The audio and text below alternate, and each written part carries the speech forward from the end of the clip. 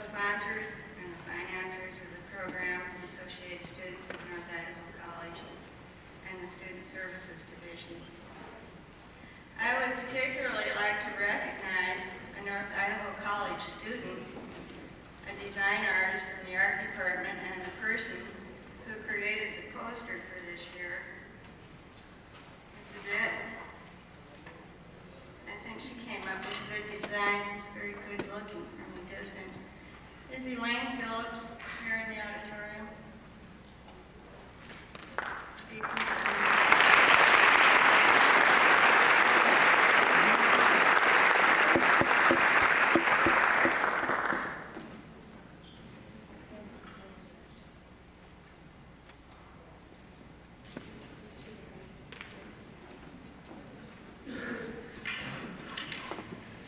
Before we get started, I have three announcements. There's a mistake in your program. Miss Marianne Dunnigan will be speaking from the Bonner Room at 1 o'clock today, not from the CA building as it's written here. The second one is the horse and buggy rides. If it's a day like today, and not even considerably warmer, we will have to cancel that. And they will be rescheduled for a later time, probably later in the spring. If it's a nice day, they'll be here. If they are here, they will load on the east side of the sub, and they can take maybe 6 people in each buggy. Okay. The format for the speakers at convocations this year will be a 45 to 50-minute presentation from the stage area. After that period of time, we'll have a little time out so that people can vacate the auditorium and have appointments or classes they need to get to. And those of you who would like to ask questions, if you will move down to the front of the room where our speakers can hear the questions, then they will address you as you ask the questions. This time, I would like to introduce a North Idaho College teacher, one who is very much favored by the students, and a historian in the Social Sciences Division, a fellow colleague and a friend of mine, and the person who will introduce our guest speaker, Mrs. Eureka.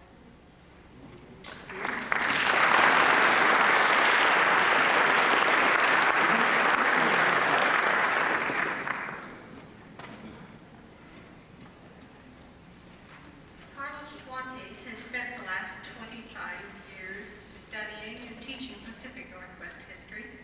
In 1967, he received his BA degree from Andrews University, and a year later he was awarded his master's degree again in history from the University of Michigan.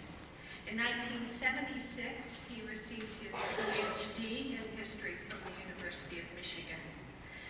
He is taught at Walla Walla College, at the University of Washington, at the University of Oregon, and since 1984 he's been down here at Moscow at our sister institution, the University of Idaho. At the University of Idaho, he's the acting chairman of the history department. Dr. Schwantes has a lengthy list of professional awards and honors and accomplishments. Most recently, he's been the general editor of an exciting new monograph about Washington State's history. This book heralds Washington's celebration of its centennial. Dr. Schwantes has other books and publications about Pacific Northwest history. His first was titled Radicalism, Labor, Socialism, and Reform. His second book was about Joseph Coxey, a heroic leader of unemployed workers who were caught up in the Depression of 1893. Throughout his books and scores of other publications, the same themes recur again and again and again. And these themes are labor and employment and work and productivity. In an article in the 1983 fall issue of Idaho Yesterdays, Dr. Schwantes takes America to task for its obsession with consumerism and for its disregard for production. He says, for every consumer education class, there should be a class class in producer education, one that stresses the economics of agriculture and industrial production, and that recalls the values and the ideals held by America's craftsmen. Dr. Schwantes, you have come to the right place. We at NIC are in the business of producer education. We produce millwrights and nurses and typists and draftsmen and electricians and authors and musicians. And as producers, we're a reflection of what North Idaho is all about. We know we're workers, but what do others think of North Idaho?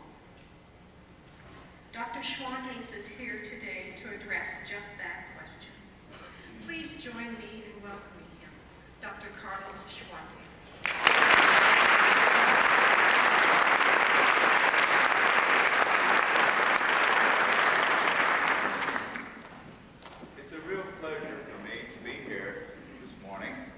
This is actually my first visit to your lovely campus by the lake, and the weather this morning made it seem all the more dramatic. So thank you for inviting me.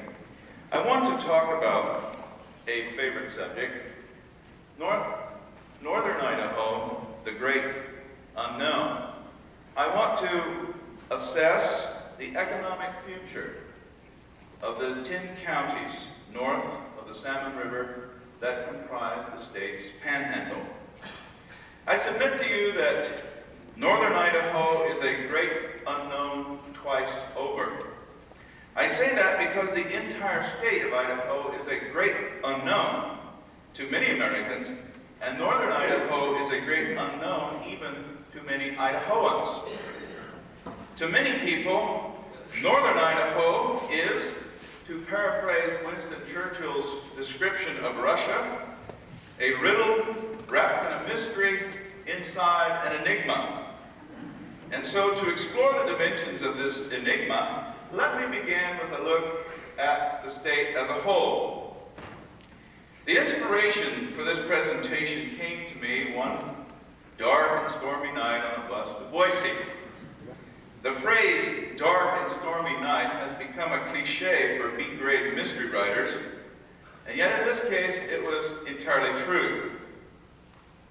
Writers have historically used a variety of devices to liberate their creative juices. Mark Twain liked to write in or on a bed. The German poet Schiller needed the smell of apples rotting in his desk to liberate his creativity. Still other devices include cats and horses and pipes and dressing gowns and exotic headgear, whips, beverages, and hair shirts. Well, being of simpler mind and character, I prefer to arouse my creativity with long bus and train rides, with drives down country roads, and nights dark and stormy. And so it was for me a particularly inspiring bus ride last December. So stormy was the night, in fact, that McCall's Christmas decorations seemed destined to self-destruct as gusting winds lifted them from the guy wires and smashed them to the pavement below. And when a power failure plunged communities from McCall to Horseshoe Bend into darkness, I truly found myself in darkest Idaho. What a night for inspired reflection. I found myself thinking, as I rode along in that bus, how I could best explain this strange and wonderful state to friends that I had grown up with back east. Here I had been riding for nearly 8 hours from Moscow to Boise, from the site of the state's major research university to the state capital, and during that time I had not passed through a single community of more than 28,000 inhabitants. In fact, I had crossed one county twice the size of Connecticut, but where its law enforcement establishment could, for all practical purposes, fit inside a single van. I think that says a lot about the typical Idahoan's aversion to gun control laws. During an 8-hour period back in the Midwest where I grew up, an 8-hour bus ride would take me from Indianapolis to Chicago and back and still leave time in the Windy City for lunch. In 8 hours, I could take an Amtrak train from Washington, D.C. to Boston. As I sat there in that darkened bus, I thought of all the states back east where the state's major research university is less than an hour's drive from its state capital and its population centers. Both Indiana University and Purdue University are within an hour and a half drive of Indianapolis, and Ohio State is in Columbus itself. I thought, too, as I rode along of the nights that I had spent camped with a class on the Lewis and Clark Trail in the Bitterroot Mountains. At dusk, when the stars come out and only the profiles of the mountain are visible, I saw almost exactly what Lewis and Clark and their men saw nearly 200 years ago. I suspect that along no other part of their route from St. Louis to the mouth of the Columbia River is that still true. Where could I go in the Midwest or the East to see the same thing people saw in 1804 or 1805? And a few historic parks and shrines, I suppose. So much of the land back there has been tamed. So many activities have been refined to the point of artificiality.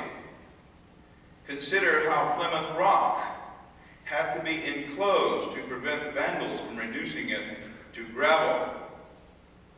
True, there are still getaways in such places as West Virginia and in the Adirondack Mountains of upstate New York and the Upper Peninsula of Michigan. But during a trip back east last summer, when I made a point of asking people what they would recommend most about their hometowns, they almost always mentioned artificial things, the sort of tame and uninspiring thing that should turn the stomach of every good Idahoan. One evening, at a motel in Asheville, North Carolina, one of the crossroad towns of the modern South, I posed that question to fellow travelers. What would they recommend to me most about their hometowns? A lady from Cincinnati bragged that her hometown was close to Kings Island, a gargantuan amusement park. And she added that Cincinnati had a fine Saks Fifth Avenue store. That's like telling someone from New York City to visit Spokane because they have a fine Nordstrom's. A man from Myrtle Beach, South Carolina, mentioned fine golf courses and condominiums. Somehow he neglected to mention the fine white sand beaches that I recall from Myrtle Beach of 20 years ago. Now, if I put the same question to a person from Idaho, it would be inconceivable that he or she would omit all reference to the great outdoors that lies even at the edge of our largest population centers. I expect that Idahoans would mention the still pristine qualities of so much of our natural setting, especially here in northern Idaho. In fact, I submit to you that more than anything else, the defining quality of Idaho is that we still have the opportunity to commune with nature as it existed before humans attempted to reshape it, as they have done so relentlessly to the forests and the farmlands of the trans-Mississippi East. Sometimes, when I'm in a particularly playful mood, I take this little game of defining qualities a step farther, and I ask people to make a one- or two-word association with a state's name. You say, Texas, and immediately I think of the words Alamo, or cowboy, or, yes, braggart. Say Utah, and I think of the words Mormon, or Brigham Young, or skiing. Say Montana, I think of Big Sky and paintings by Charlie Russell. When I think of New Jersey, I think of people, lots of people, and industry, even though the state does have certain rural areas like the Pine Barrens and centers of refinement like Princeton University. New Jersey, it seems, has an image to live down. Its dilapidated urban areas like Hoboken and Jersey City are the butt of jokes. by New York comics. Now let me say Idaho. And many people, even Idahoans, cannot come up with a single defining image. Having just a moment ago planted the idea of natural setting as our state's defining quality, I suspect most of us now will think of the out of doors. The out of doors is the defining quality of Idaho. But which out of doors? The Sawtooths, Lake Coeur d'Alene, the River of No Return? And what about people from outside the state? What image do they have of Idaho? Last summer, on my way back, driving back from the East Coast, while lounging in the relaxing waters of lava hot springs in the extreme southeastern part of our state, I struck up a conversation with a family from California. The parents were obviously educated people from the Silicon Valley area.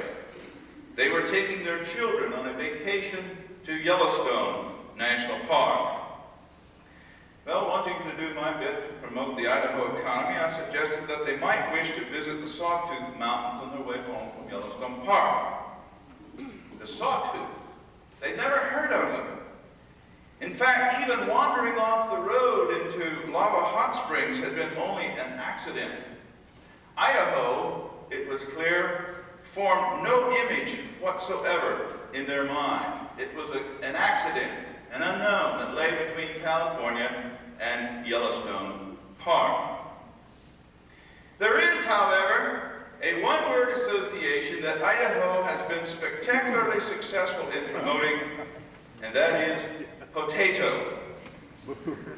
Other than potato, Idaho remains a void, a great unknown in the minds of most Americans.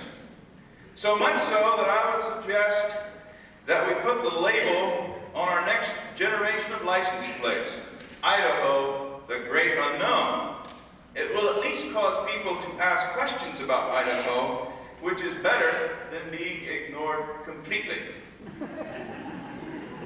Last summer, I stopped for fuel at a service station in western Pennsylvania.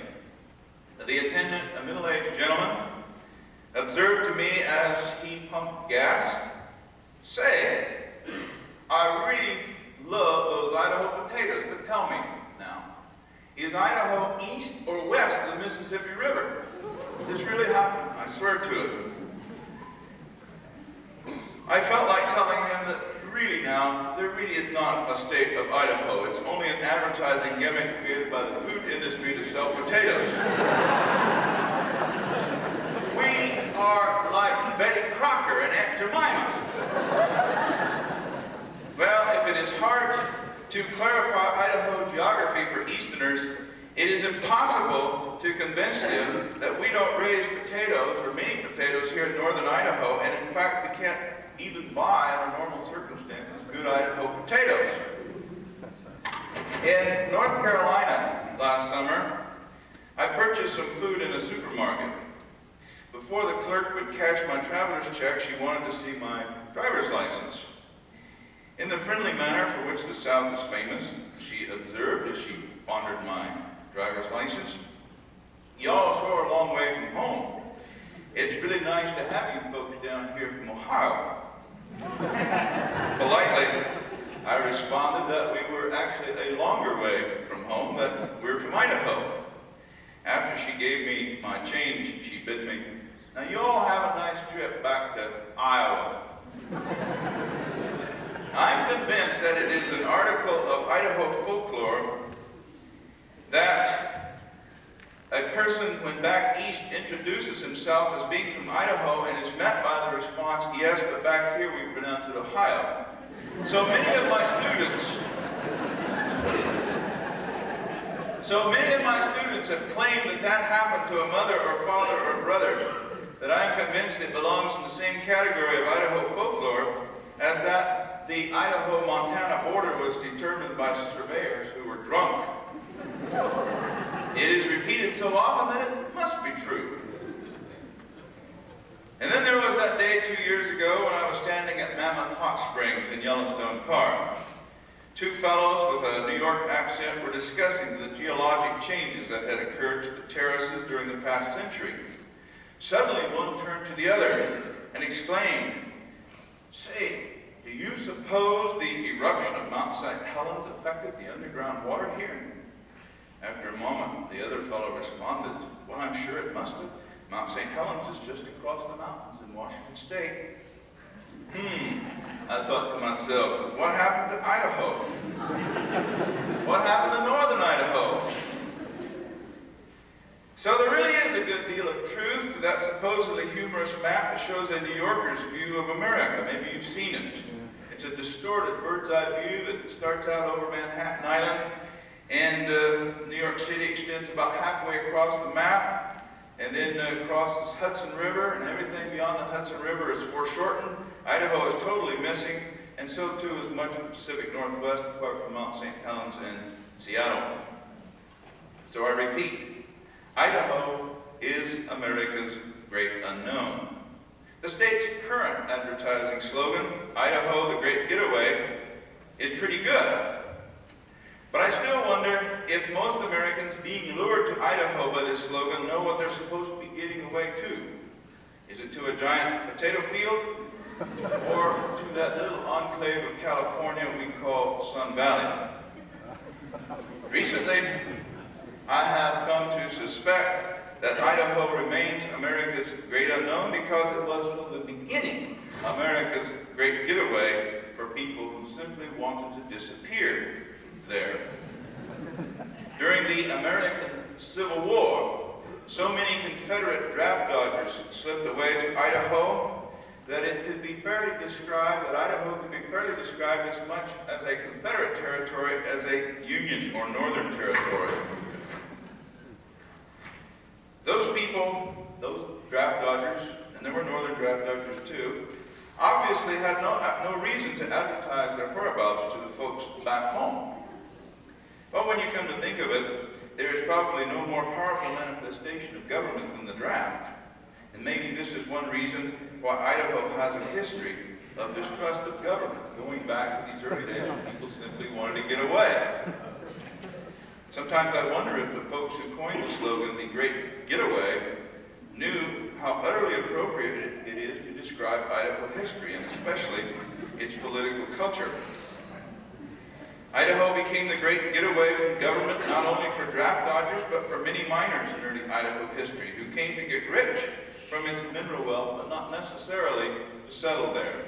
Under such circumstances, government and taxes were at best nuisances.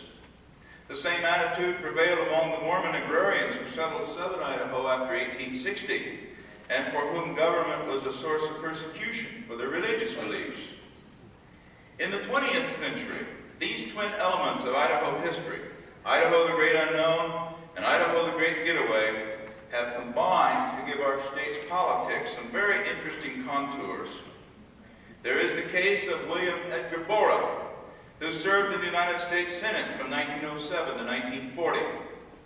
Though nominally a Republican, Borah regularly attracted Democratic votes and became one of the best-known American politicians in the 1920s and 1930s.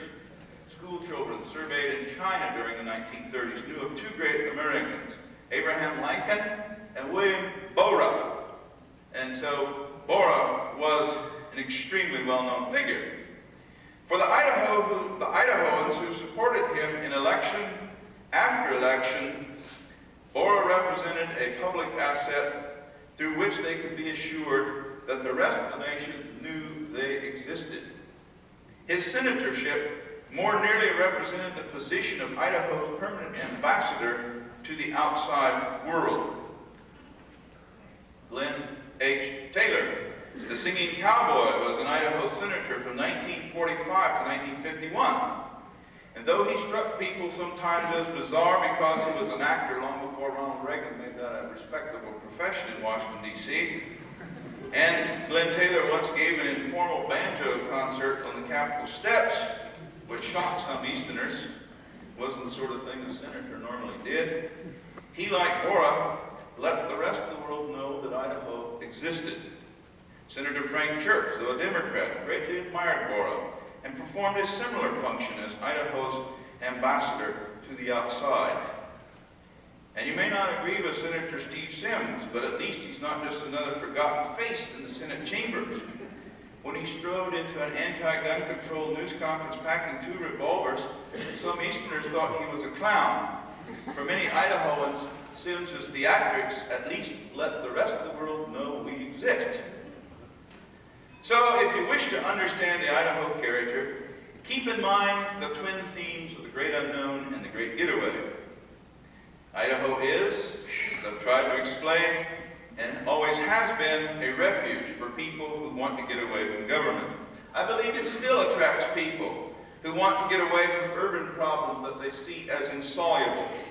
Hence their suspicion of state and federal programs and the concomitant taxes that are necessary to fund them. This suspicion, it seems to me, is a key element of the Idaho political culture.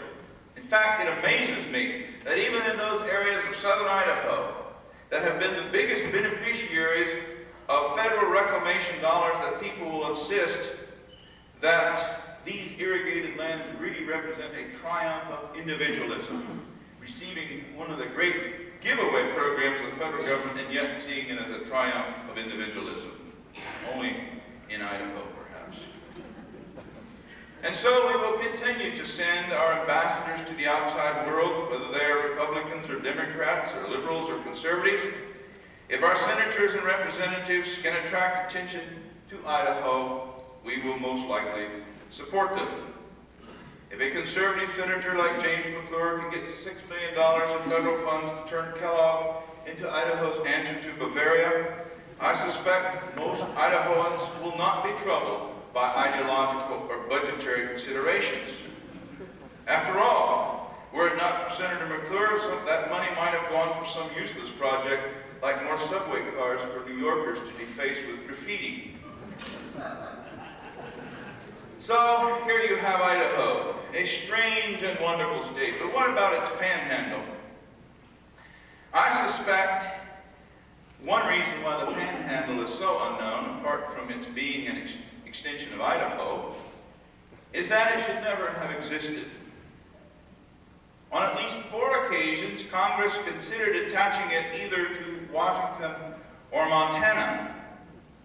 In fact, when Washington held a constitutional convention in Walla Walla in 1878, delegates from the Idaho Panhandle attended because they assumed they would soon become part of Washington.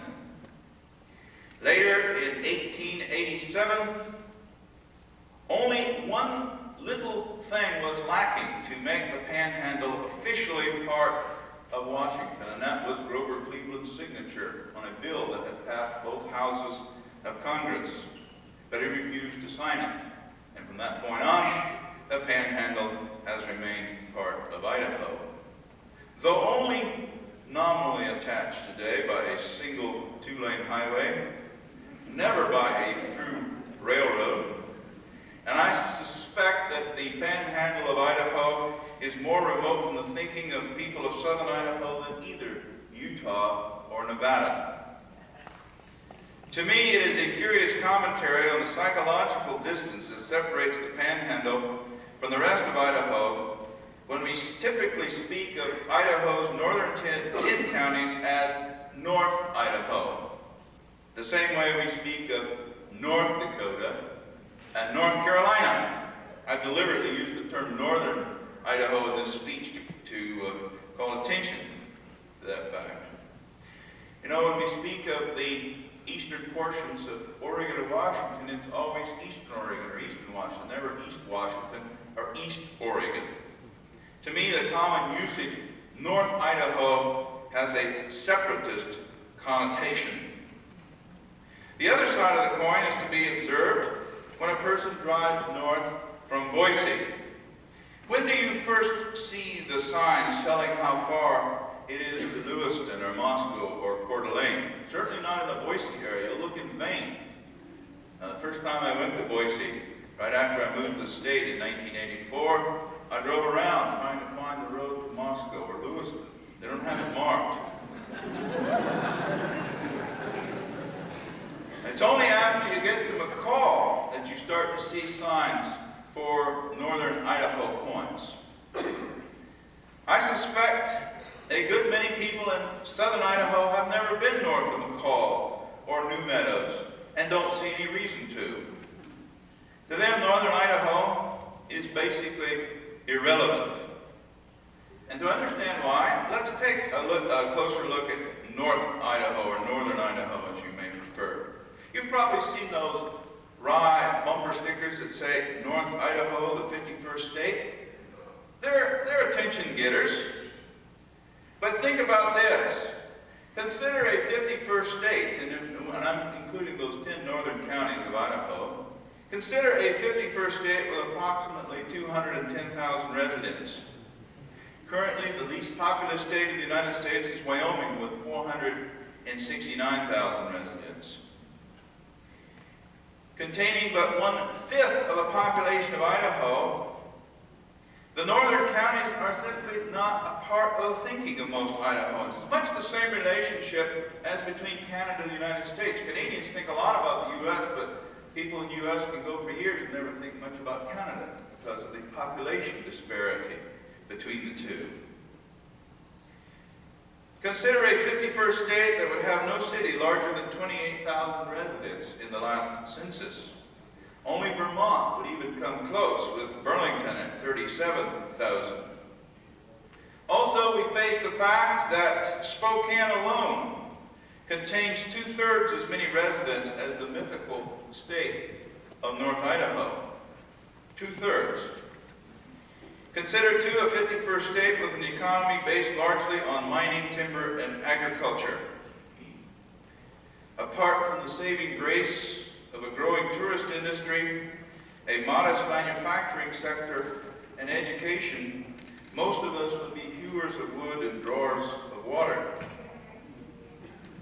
With so fragile an economy, the 51st state would find it impossible to fund any real system of higher education, or to fund improvements to highways which form that slender link between north and south.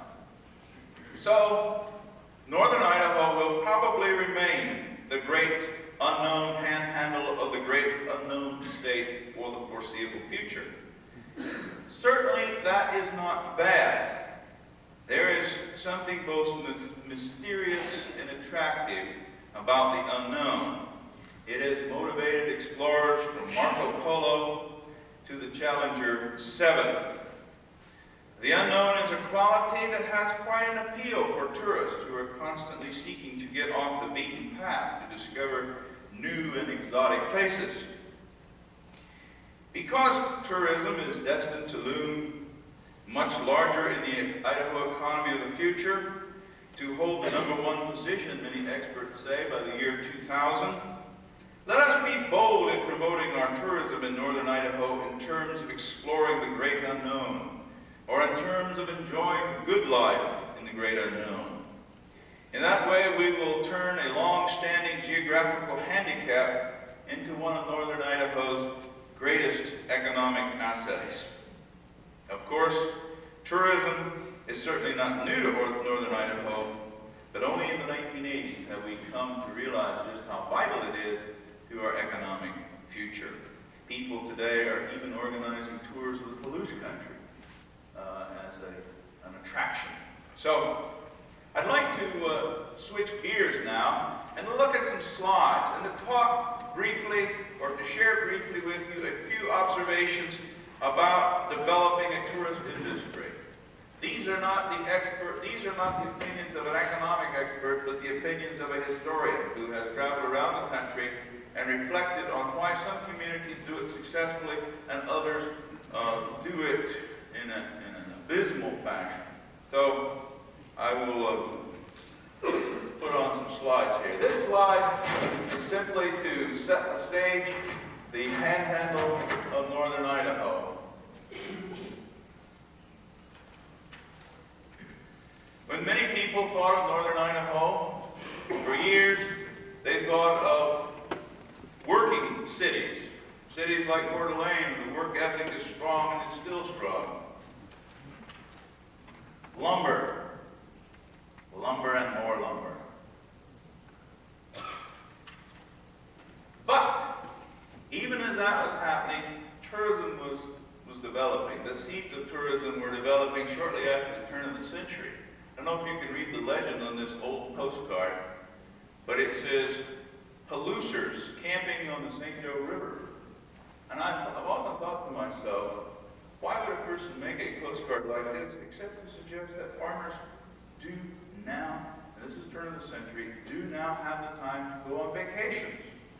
And where do they go? They go to northern Idaho and camp out among the stumps.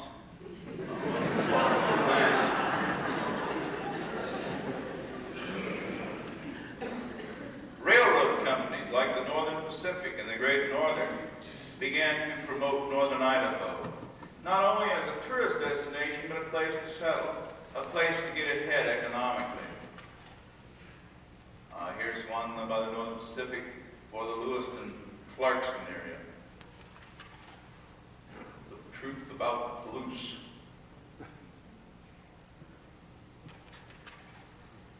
Here's one put out by the now defunct Long Gone Milwaukee Road, advertising the St. Joe River country of northern Idaho. There really aren't as many of these brochures as you would think. If you compare the number of brochures available for southern Idaho or eastern Washington, there are only a handful for northern Idaho, which seems to fit the contention that even if it is advertised a little, it remains largely unknown compared to these other areas that are advertised heavily. Here, the Great Northern advertises Western trips for Eastern people. And so tourism has developed in northern Idaho, but it's come slowly to most places outside of Coeur d'Alene. I think here in Coeur d'Alene, tourism has obviously become a big business and a big part of the economy.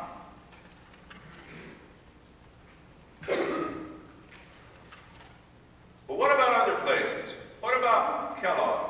What about Wallace? What about Sandpoint? Now you're going to say, well, did you get the wrong slide in here? What's Deadwood doing in here in northern Idaho? I think we in northern Idaho have a golden opportunity to learn from other places and what they did wrong. We stand at a threshold where other places have been here 15, 20 years ago. And this last summer on my way back east, I stopped at the Black Hills of South Dakota to see what they've done in terms of tourism. They've taken and recycled old mining communities. This is Deadwood, 1876, and this is Deadwood in 1987. Well, to me, it's not that an attractive tourist place. I mean, you can buy taffy in the Safeway. Why go to Deadwood to buy it?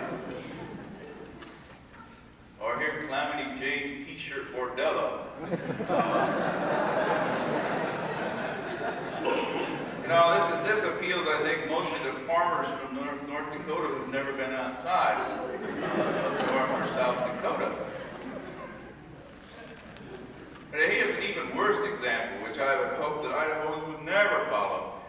This lovely little mining town is called Keystone. This is a Farm Security Administration photograph from the late 1930s. Keystone probably would have died out, but it's been resurrected like a phoenix. But what it came back as is very strange. A melange of all sorts of Western mythology and ways to trap the tourist dollar, getting your penny stretched to look like Mount Rushmore for 50 cents.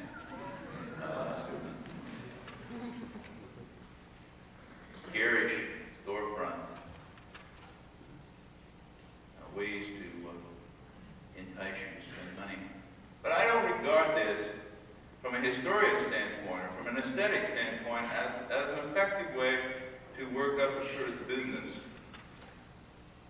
One example that I stumbled on quite by accident of an old town, recycled in I think a very successful way, was Eureka Springs, Arkansas. It was an old spa that appealed to people from the Middle South, and they resurrected it and polished up the grill work and made it, to my way of thinking, fairly attractive.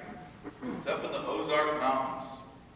It does a nice tourist business without a lot of garish front buildings advertising Western gifts or Southern gifts, Ozark crafts, whatever. even have a steam locomotive.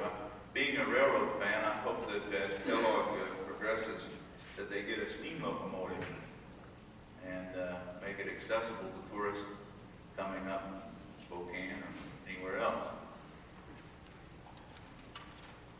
Well, one of the models that certainly is worth considering as we think about the metamorphosis of, say, Kellogg is Leavenworth, Washington, which has modeled itself on a Bavarian theme. Leavenworth was one of those logging towns that almost died when the mill shut down. It was a railroad town that almost died when the railroad relocated its main line. But while critics laugh at this ersatz Bavaria, I think it's worth applauding people who will pull themselves up by their bootstraps and create an aesthetically pleasing community that attracts the tourist dollar. Now this is Leavenworth. You don't need to put up those yellow front signs saying Western gifts to stretch your pity to have it look like Mount Rainier.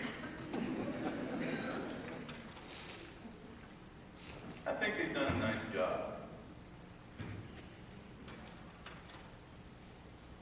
There's the storefronts. The signs are modest, they're attractive, aesthetically appealing. Here's a community in Kansas, Fort Scott, Kansas, that received federal rehabilitation monies and has done a nice job in creating a kind of Victorian Main Street that attracts a certain amount of tourist visitors. When you think about it, we have an excellent example of Victorian architecture up the road here in Wallace. And as we contemplate the tourism in Wallace, I think the thing to think about is how to package Wallace as perhaps the Northwest's finest example of Victorian architecture. To sell tourism to people in Seattle on the basis of coming to Wallace to enjoy Victoriana. And I hope the folk of Wallace appreciate that fact and direct their tourist efforts to that end. Well, that's all I have to say. Thank you for inviting me, allowing me to share some thoughts, sometimes off the wall, with you about northern Idaho, the great unknown, and our economic future.